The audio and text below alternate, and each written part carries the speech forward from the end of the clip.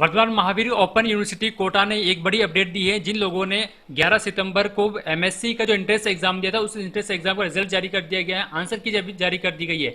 अब उसके बाद में यहाँ पर काउंसलिंग जो शेड्यूल्स है वो काउंसलिंग शेड्यूल्स जारी कर दी गई, मेरिट लिस्ट जारी कर दी गई है, कट ऑफ जारी कर दी गई है। तो यदि आप लोग भी इस एमएससी का इंट्रेंस एग्जाम दिया है तो आप लोगों को ये वीडियो बहुत महत्वपूर्ण होने वाली है। इन सभी बातों की चर्चा हम लोग इस वीडियो में करने वाले हैं। इससे पहले यदि आप लोग मेरे चैनल पर नए हैं तो मेरे चैनल को सब्सक्राइब कर लीजिए, बेल आइकन पर भी क्लिक कर दीजिए ताकि इस यूनिट से संबंधित जो एमएससी से संबंधित आगे आने वाले जो भी अपडेट है वो सबसे पहले आप तक पहुंचती रहे। तो पहले हम लोग बात कर लेते हैं MSc zoology, botany, chemistry, physics और ज्योग्राफी के अंदर इस साल कितने कितने सीटें रहने वाली हैं। तो देखिए यहाँ पर जो बॉटनी के अंदर 150 सीटें हैं, जो कि पिछली साल थोड़ी सी ज्यादा थी, 200 सीटें थी, इस बार थोड़ी सी कम हो गई है। केमिस्ट्री में 300 सीटें, ज्योग्राफी में 25 सीटें और फिजिक्स में 150 और जूलॉजी में भी 150 सीटें हैं। यानी कि कुल मिलाकर इस प्रकार से सीटें, इन सीटों पर आप लोगों को एडमिशन होने वाला है। और देखिए यहाँ पर एक इंपॉर्टेंट लाइन लिखी हुई है कि मेरिट में आने वाले अभ्यर्थियों को निर्धारित तिथि, समय, स्थान पर ऑफलाइन काउंसलिंग हेतु व्यक्ति से उपस्थित होना, यानी कि जो कैंडिडेट है उस कैंडिडेट को खुद वहां पर उपस्थित होना होगा ऑफलाइन काउंसलिंग करवाने के लिए। तो ये जो ऑफलाइन काउंसलिंग है वो कोटा यूनिवर्सिटी के कैंपस के अंदर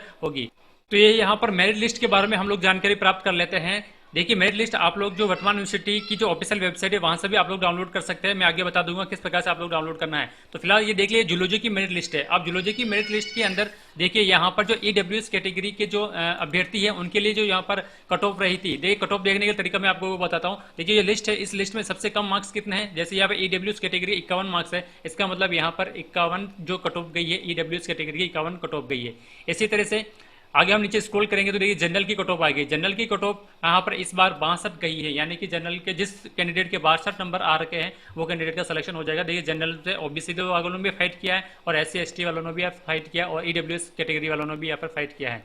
उसके बाद यहाँ पर देखिए ओबीसी की यहाँ पर जो कट ऑफ है जूलॉजी के अंदर, यहाँ पर ओबीसी की जो कट ऑफ है वो गई है 58 कट ऑफ यहाँ पर की है। उसके बाद में एससी की जो कट ऑफ है वो 53 है, एसटी की यहाँ पर 48 है और ईडब्ल्यूएस की है जो 51 यहाँ पर जो कट ऑफ की वो मैंने आप लोगों को पहले ही बता दी। अब उसके बाद में देखिए हम लोग केमिस्ट्री की देख लेते हैं। केमिस्ट्री की कट ऑफ यहाँ पर कितनी गई है। केमिस्ट्री की कट ऑफ है वो जनरल की जो कट ऑफ है वो 53 है, ओबीसी की 46 है, एससी की 41 है, एसटी की 36 है सॉरी, और ईडब्ल्यूएस कैटेगरी की जो मेरिट लिस्ट है जो कट ऑफ है वो 33 है। इसके बाद हम देखते हैं बॉटनी की। देखिए बॉटनी की हम लोग जो मेरिट लिस्ट है उस मेरिट लिस्ट के बारे में जान लेते हैं। बॉटनी की जो मेरिट लिस्ट, बॉटनी की जो कट ऑफ गई वो कट ऑफ में जनरल की है 59, उसके बाद में ओबीसी की है 54, एससी की है 49 और एसटी की है 46 और ईडब्ल्यूएस की भी यहाँ पर 46 कट ऑफ यहाँ पर रही हैं। उसके बाद हम लोग फिजिक्स की कट ऑफ देख लेते हैं। फिजिक्स की कट ऑफ क्या रही है। फिजिक्स की कट ऑफ में जनरल की जो कट ऑफ गई वो 46 गई है, ओबीसी की 43 है, एससी की 37 है और एसटी की 39 है और ईडब्ल्यूएस जो कैटेगरी के स्टूडेंट है उसकी यहाँ पर 40 है। ज्योग्राफी के अंदर जो जनरल की कट ऑफ है वो 45 है, ओबीसी की 38, एससी की 39 और एसटी की भी 39 है और ईडब्ल्यूएस कैटेगरी की यहाँ पर कट ऑफ नहीं है क्योंकि उन कैंडिडेट ने या फिर जो फॉर्म भरा होगा, फॉर्म तो भरा होगा लेकिन जो सीटें हैं उस सीटें के हिसाब से किसी भी ईडब्ल्यूएस कैटेगरी का यहाँ पर नंबर नहीं आया है। तो देखिए ये थी आपके लोगों का कट ऑफ। अब इस कट ऑफ के साथ में ये जो मेरिट लिस्ट है ये एक मेरिट लिस्ट है, नाम वाइज मेरिट लिस्ट है, roll number wise merit list है। एक दूसरी प्रकार की मेरिट लिस्ट और होगी, वो सीरियस वाइज लिस्ट होगी, यानी counselling serious number merit list होगी। उस counselling serious number counselling list के अनुसार ही आप लोगों को जो काउंसलिंग करवाने के लिए कोटा जाना होगा। तो हम लोग उसकी भी बात अब आगे कर लेते हैं।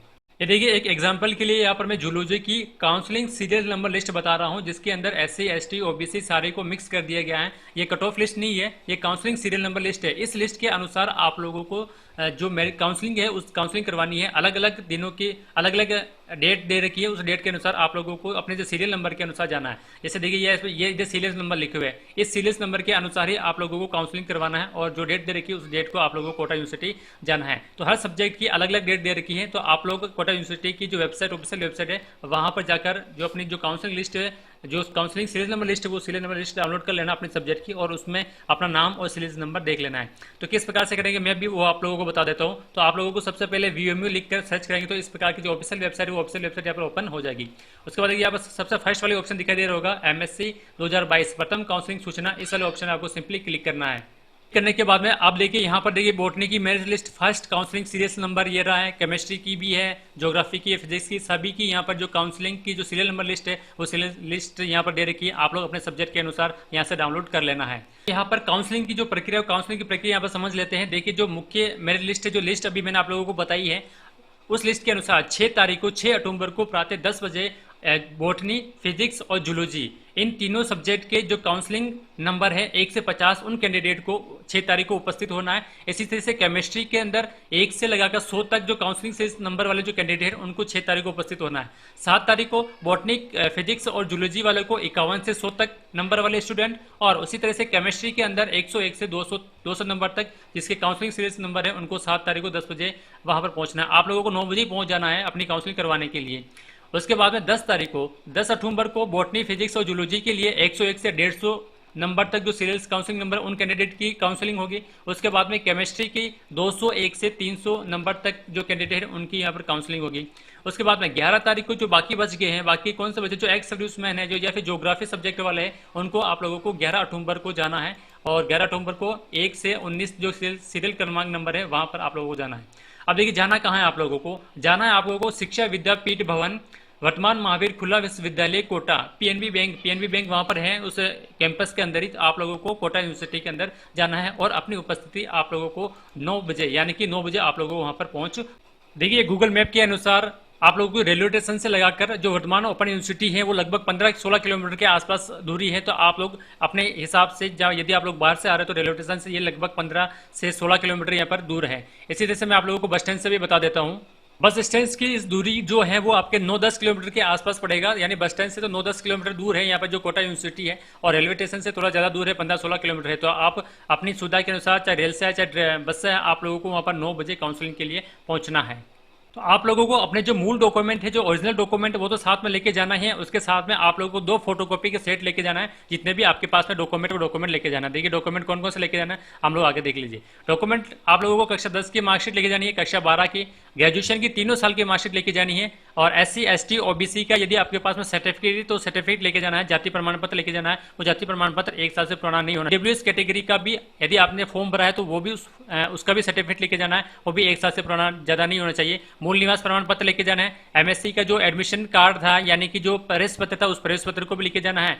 और सबसे इंपॉर्टेंट बात, यहाँ पर आप लोगों को जो चालान के द्वारा फीस जमा करानी है, और चालान के द्वारा जो फीस जमा कराएंगे वहाँ परिसर के अंदर ही, कोटा यूनिवर्सिटी के अंदर ही, वहाँ पर पंजाब नेशनल बैंक है, वहाँ पर आप लोगों को 12,000 का जो फीस है वो फीस आप लोगों को जमा करानी होगी। ये जो फीस है वो 1 साल की फीस है, फिर से अगले साल 12,000 और फीस आप लोगों को जमा करानी होगी। तो ये तो था डॉक्यूमेंट और यहाँ पर फीस है। उसके बाद हम देखते हैं कि एप्लीकेशन फॉर्म भी आप लोगों को भरना होगा। तो एप्लीकेशन फॉर्म देखिए सभी सब्जेक्ट के लिए जो एप्लीकेशन फॉर्म है वो application form same to same है। बस यहाँ पर देखिए यहाँ पर जूलॉजी लिखा हुआ है, तो यदि केमिस्ट्री का हो तो केमिस्ट्री लिखा हुआ होगा, बॉटनी तो बॉटनी यहाँ पर लिखा होगा। ये जो फॉर्म है आप लोग यूनिवर्सिटी की वेबसाइट से डाउनलोड कर सकते हैं, जैसा कि मैंने आप लोगों को पहले बताया है। तो यहाँ पर आप लोगों को अपने जो MSc की जो रोल नंबर और जो नंबर है वो नंबर आप लोगों को यहाँ पर लिखने हैं।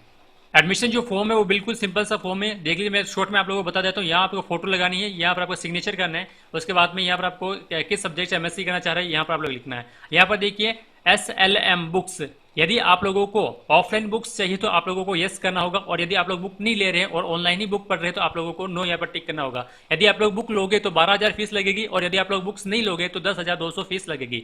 उसके बाद में आप लोगों ने जो फीस जमा करा रहे हैं उसके चालान नंबर, डेट, चालान की डेट, अमाउंट, बैंक का नाम, ये जो बैंक की जानकारी है वो पंजाब नेशनल बैंक की जानकारी आप लोगों को यहाँ भरनी है। उसके बाद में सिंपल सा फॉर्म है, आपका नाम, पिता का नाम, माता का नाम, address, city, pin code number, mobile number, date of birth, ये जो सिंपल सी जानकारी वो सारी आप लोगों को यहाँ पर भरनी है। उसके बाद में यदि आप लोगों को ये लागू होता तो भरना, नहीं आपको लोगों को खाली छोड़ देना है। उसके बाद में यहाँ पर कक्षा 10, 12 और जो ग्रेजुएशन के मार्क्स है वो यहाँ पर भरने हैं।